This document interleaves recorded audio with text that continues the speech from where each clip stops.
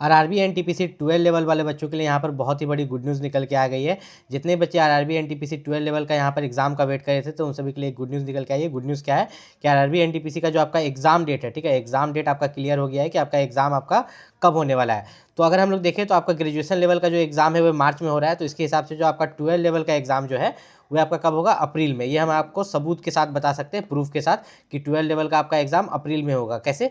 आपने एक viral notice देखा होगा, ठीक है, आपने एक वायरल नोटिस देखा होगा, उसमें साफ साफ लिखा हुआ था कि ग्रेजुएशन लेवल का जो एग्जाम है आरआरबी एनटीपीसी वाला वो मार्च में होगा, और मार्च में इनका एग्जाम डेट भी निकाल दिया गया। उसी तरह उसी वायरल नोटिस में लिखा हुआ था कि 12 लेवल का जो एग्जाम है वो आपका कब होगा, अप्रैल में होगा। और अप्रैल में कब होगा, अप्रैल के लास्ट में होगा आपका यहाँ पर आरआरबी एनटीपीसी 12 लेवल का एग्जाम। तो ये जो अप्रैल में एग्जाम आपका होने वाला है तो ये आपका फिक्स है, ठीक है। ये नहीं कि अप्रैल से आगे बढ़ जाएगा। तो आप जो अपना तैयारी कर रहे हैं, आपको तैयारी को थोड़ा यहाँ पर और आगे बढ़ाना है। तो एग्जाम डेट तो क्लियर हो गया। कुछ बच्चों का जो कमेंट आया था, मैं आपका कमेंट भी क्लियर कर देता हूँ यहाँ पर मेडिकल स्टैंडर्ड्स को लेके, कि इसमें जो मेडिकल स्टैंडर्ड्स है, मान लो कि कोई बच्चा यहाँ पर B2 है, C2 है, C2 है, E3 है, तो आपने तो सभी पोस्ट के लिए अप्लाई किया होगा, ठीक है। कमर्शियल कम टिकट क्लर्क, अकाउंट्स क्लर्क कम टाइपिस्ट, ठीक है। तो पोस्ट प्रेफरेंस में तो सभी आपने दिया होगा। तो ये बच्चा का डाउट ये था कि मान लीजिए कि जो B2 मेडिकल है वो हार्ड होता है, A3 मेडिकल भी हार्ड होता है, तो अगर इसमें बच्चा फेल कर जाता है, ठीक है, मान लीजिए B2 में फेल कर जाता है या A3 में फेल कर जाता है, लेकिन उसने कट ऑफ सभी का क्लियर किया है, कट ऑफ सभी पोस्ट के लिए यहाँ पर अलग अलग जाता है।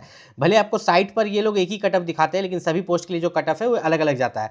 तो इस केस में क्या होगा ना कि आप इन दोनों मेडिकल स्टैंडर्ड्स के लिए फेल किए ना, C2 के लिए अगर क्वालिफाई हो जाएंगे तो आपको यहाँ पर क्वालिफाई कर दिया जाएगा। जस्ट इसका जो है यहाँ पर दूसरा केस भी यहाँ पर हो सकता है कि मान लो कि आप मेडिकल स्टैंडर्ड्स जो है सभी क्वालिफाई कर गए, ठीक है, सभी, ठीक है, लेकिन आप जो है यहाँ पर ये जो टाइपिंग वाला पोस्ट है, अकाउंट्स क्लर्क कम टाइपिस्ट और जूनियर क्लर्क टाइपिस्ट, आप टाइपिंग में फेल कर जाते हैं। किसमें? टाइपिंग में। कोई दिक्कत नहीं, मेडिकल तो आपने सब क्वालिफाई किया है, सबका कटअप भी क्वालिफाई किया है, तो आप यहाँ पर जो कमर्शियल कम टिकट क्लर्क है जिसमें टाइपिंग नहीं है, आपको उसके लिए चुन लिया जाएगा अगर आपने उसका कट ऑफ क्वालिफाई किया होगा। तो इसमें आपको यहाँ पर जो है कोई दिक्कत इस तरह का यहाँ पर नहीं होता है। अब जो टोटल नंबर ऑफ वैकेंसीज आपको यहाँ पर देखने को मिल रहा है, यहाँ पर 3,000 जो वैकेंसीज यहाँ पर है, 3,058 वैकेंसीज, तो जो भी मतलब 3,000 के आसपास जो वैकेंसीज आपको यहाँ पर देखने को मिल रहा है, तो क्या ये वैकेंसी आगे चल के इंक्रीज होगी? नहीं, ये वैकेंसी जो आपको यहाँ पर देखने को मिल रहा है, ये आगे चल के आपका यहाँ पर ये वैकेंसी इंक्रीज नहीं होने वाला, ठीक है। इस चीज़ का खास ख्याल रखिएगा, ठीक है।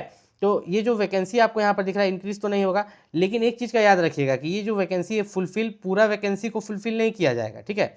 पूरा जो यहाँ पर वैकेंसी है आपका लगभग शायद 3,000 कुछ ऐसे करके वैकेंसी है, 3,445 वैकेंसी, तो पूरे वैकेंसीज को यहाँ पर फुलफिल नहीं किया जाएगा। आपका जो वैकेंसी है यहाँ पर, जब लास्ट में मान लीजिए कि कुछ 100 बच्चा छोड़ के चला जाता है, जब भी जॉब लगता है ना आरआरबी एनटीपीसी में या किसी भी जॉब में, रेलवे हो गया, एसएससी हो गया, तो हर बच्चा ज्वाइनिंग नहीं लेता है, किसी का कहीं हो गया, किसी का कहीं हो गया, तो अगर वो छोड़ के चला जाता है तो उस केस में क्या होता है मैं आपको यहाँ पर बताता हूँ। उस केस में जो है आपको यहाँ पर वेटिंग लिस्ट बनाया जाता है, ठीक है, पैनल बनाया जाता है, जिसके कारण यहाँ पर जो है कुछ बच्चों को और मौका मिलता है। ध्यान से समझिएगा, मान लीजिए कि कट ऑफ गया है 80, आपने जो मार्क्स लाया वो है 78, मतलब आप कट ऑफ से 2 नंबर कम ला रहे हैं, तो ये जो 2 नंबर आप कम ला रहे हैं, तो 2 नंबर या 3 नंबर, तो उन लोगों को सबको वेटिंग लिस्ट में रखा जाएगा, ठीक है। और वेटिंग लिस्ट ज़्यादा दिन का नहीं होता है, आपका 1 साल का, कितना, मात्र 1 साल का वेटिंग लिस्ट होता है। अगर उसके बीच में आप यहाँ पर सेलेक्ट हो जाते हैं तो काफ़ी अच्छी बात है यहाँ पर।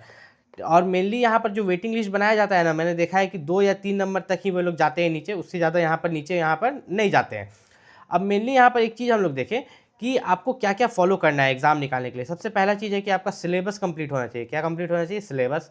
दूसरा यहाँ पर बात बताएं तो आपको रोज़ एक मॉक टेस्ट देना चाहिए, और उसी मॉक टेस्ट का एनालिसिस करना चाहिए कि कौन सा आपका सब्जेक्ट वीक है, मैथ वीक है कि रीजनिंग वीक है, ठीक है।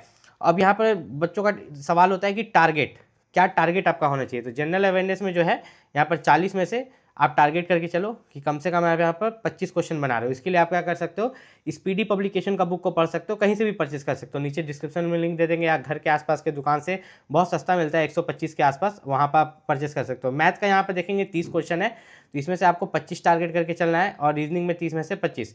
अगर आप तीनों को यहाँ पर जोड़ते हैं तो यहाँ पर आपका 25 25 50 हो गया, और ये 25 आपका टोटल 75 हो गया। कितना? 75। मैंने इस चीज़ को आपको क्यों बताया, क्योंकि हर बच्चा यहाँ पर पूछ रहा था कि इस जोन का कट ऑफ क्या होगा, इस जोन का कट ऑफ क्या होगा। तो जोन वाइज कट ऑफ आपको नहीं जानना है, ठीक है। जोन वाइज जो है आपको कट ऑफ नहीं जानना है, आपको क्या जानना है कि एक एवरेज स्कोर क्या होगा। तो 100 में से जो एक एवरेज स्कोर होगा वो होगा कितना? 75। तो ये आपको टारगेट करके चलना है कि हमको 75 से ऊपर लाना है, अगर आपको सिलेक्शन लेना है तब। आरआरबी एनटीपीसी का जो 12 लेवल का एग्जाम है जो आपका अप्रैल में यहाँ पर होगा, उसके लिए मैं एक चीज़ आपको बता देता हूँ। अभी से अगर आपकी तैयारी अच्छी नहीं भी है तो आप रोज़ कम से कम एक मॉक टेस्ट दीजिए, किसी भी ऐप पर दीजिए मोबाइल में। आपको एग्ज़ाम में बहुत आरआरबी एनटीपीसी में 12 लेवल में जो ये आपकी नई वाली वैकेंसी है जिसकी एग्ज़ाम अभी होना बाकी है, अप्रैल में उसका एग्ज़ाम आपका हो सकता है, ठीक है। लेकिन आपने किस जोन में फॉर्म अप्लाई किया है, ठीक है।